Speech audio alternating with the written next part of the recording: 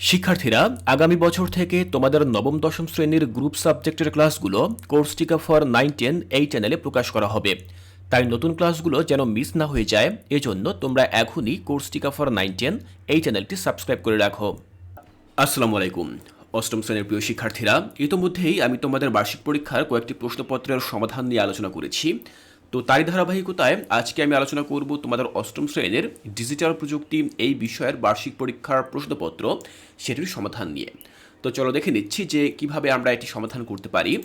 এটি হচ্ছে 2024 শিক্ষাবর্ষের বার্ষিক সামষ্টিক মূল্যায়নের নমুনা প্রশ্ন, বিষয় ডিজিটাল প্রযুক্তি, শ্রেণী অষ্টম। তোমরা জেনে থাকবে তোমাদের সময় হচ্ছে 3 ঘন্টা এবং পূর্ণমান হচ্ছে 100। কোন প্রশ্নের জন্য কত মান বন্টন, এই বিষয়গুলো কিন্তু এর আগের ক্লাসগুলোতে আমি তোমাদের সাথে আলোচনা করেছি। তো যাই হোক, তোমরা ডিজিটাল প্রযুক্তি এই যে প্রশ্নপত্র এর শুরুতে ঠিক এভাবে ক বিভাগে তোমরা বেশ কিছু এমসিকিউ দেখতে পাবে। এখানে মোট 15টি এমসিকিউ রয়েছে। এই এমসিকিউগুলোর অ্যান্সার নিয়ে আমি আলোচনা করব না, কারণ তোমাদের এই যে শীটটি রয়েছে, এই যে সিলেবাসটি রয়েছে, এই যে প্রশ্নপত্র রয়েছে, এই প্রশ্নপত্রের একেবারে শেষের দিকে কিন্তু এই এমসিকিউগুলোর অ্যান্সার সেখানে দেওয়া রয়েছে। দেখো, আমি তোমাদেরকে দেখিয়ে দিচ্ছি, এই যে হচ্ছে সেই অ্যান্সারগুলো, কোন প্রশ্নের উত্তর কি, ক খ গ এভাবে অ্যান্সার কিন্তু এখানে লেখা রয়েছে। তো এগুলো নিয়ে আমি আলোচনা করছি না, আমরা আলোচনা করব সেই অংশ নিয়ে যেখানে কোনো অ্যান্সার নেই।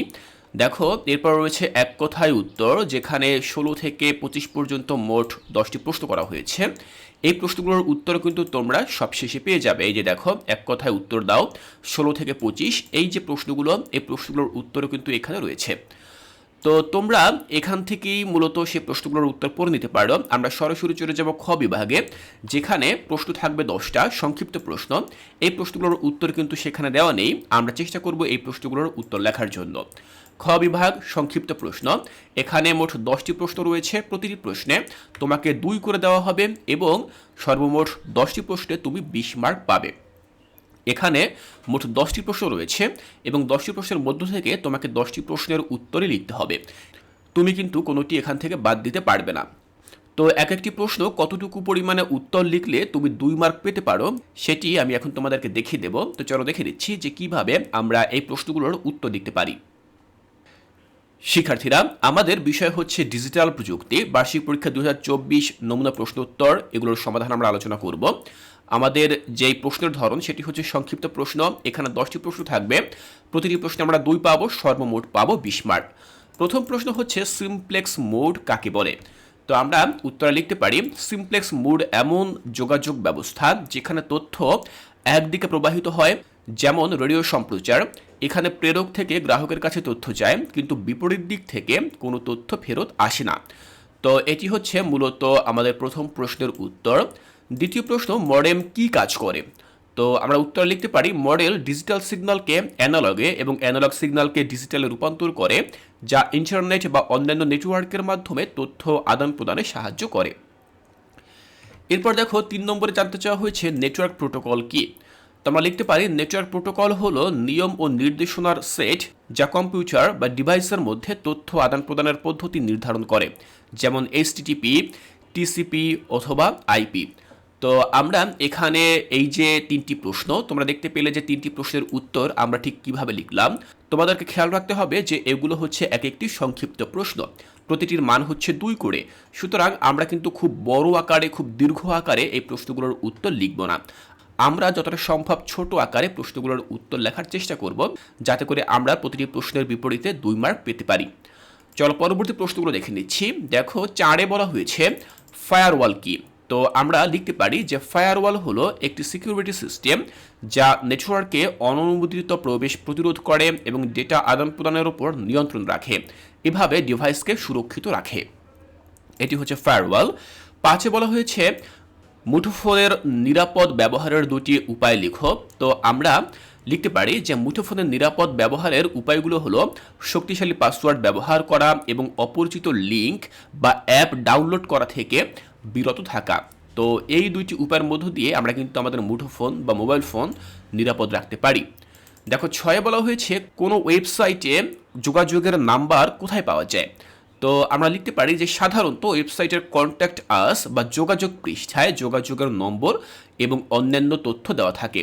শিক্ষার্থীরা কোনো একটি ওয়েবসাইট যে কন্ট্যাক্ট আস পেজটা থাকে, এখানে মূলত সেই ওয়েবসাইটের যিনি মালিক রয়েছেন বা কর্তৃপক্ষ রয়েছেন তাদের সাথে যোগাযোগ করার বিভিন্ন উপায় লেখা থাকে। সেখানে হতে পারে ফোন নাম্বার থাকবে, সেখানে ইমেল থাকবে, অথবা সোশ্যাল মিডিয়া প্রোফাইলে কোনো লিঙ্ক থাকবে। তো সেখান থেকে কিন্তু আমরা যোগাযোগের নাম্বার পেতে পারি। এরপর দেখো সাথে বলা হয়েছে যে ট্রুথ টেবিল কাকে বলে। দেখো আমরা লিখতে পারি যে ট্রুথ টেবিল হলো একটি টেবিল যা লজিক গেট বা বুলিয়ান ফাংশনের সব সম্ভাব্য ইনপুট ও তাদের আউটপুট প্রদর্শন করে লজিক্যাল অপারেশনের ফলাফল দেখাতে ব্যবহৃত হয়। আমরা 7 নম্বরটা লিখলাম। এরপরে দেখো 8-এ বলা হয়েছে মেশিন কোড কি। আমরা লিখতে পারি মেশিন কোড হলো কম্পিউটারের সরাসরি প্রক্রিয়াকরণের জন্য ব্যবহৃত বাইনারি বা হেক্সাডেসিমাল নির্দেশনা যা প্রোগ্রাম চালানোর নিম্ন স্তরের ভাষা। এরপরে দেখো 9-এ বলা হয়েছে পাইথনে হ্যালো ওয়ার্ল্ড এর প্রিন্ট কমান্ড লিখো। তো আমরা লিখতে পারি পাইথনে হ্যালো ওয়ার্ল্ড প্রিন্ট কমান্ড হলো প্রিন্ট, তারপরে আমরা ব্র্যাকেট দেব 2টা। দেখো ফার্স্ট ব্র্যাকেট আমরা শুরু করব এবং ক্লোজ করব, তার মাঝখানে আমরা আবার 2টা ক্লোন দিব এবং ক্লোনের মাঝখানে আমরা লিখব হ্যালো ওয়ার্ল্ড। আমাদেরকে দেখো হ্যালো ওয়ার্ল্ড প্রিন্ট করতে বলা হয়েছে, সুতরাং আমরা এই যে 2টি ক্লোন রয়েছে এই 2টি ক্লোনের মাঝখানে যা লিখব সেটি কিন্তু প্রিন্ট হবে বা প্রদর্শন হবে। তাহলে আমরা ঠিক এভাবে এই যে পাইথন কোডটি আমরা লিখতে পারি। পরবর্তী যে প্রশ্ন সেখানে 10 নম্বর বলা হয়েছে যে ভ্যারিয়েবলের প্রথম বর্ণ হতে পারে এমন 2টি উদাহরণ লেখো। তো আমরা লিখতে পারি যে ভ্যারিয়েবলের প্রথম বর্ণ হতে পারে এ এবং আন্ডারস্কোর।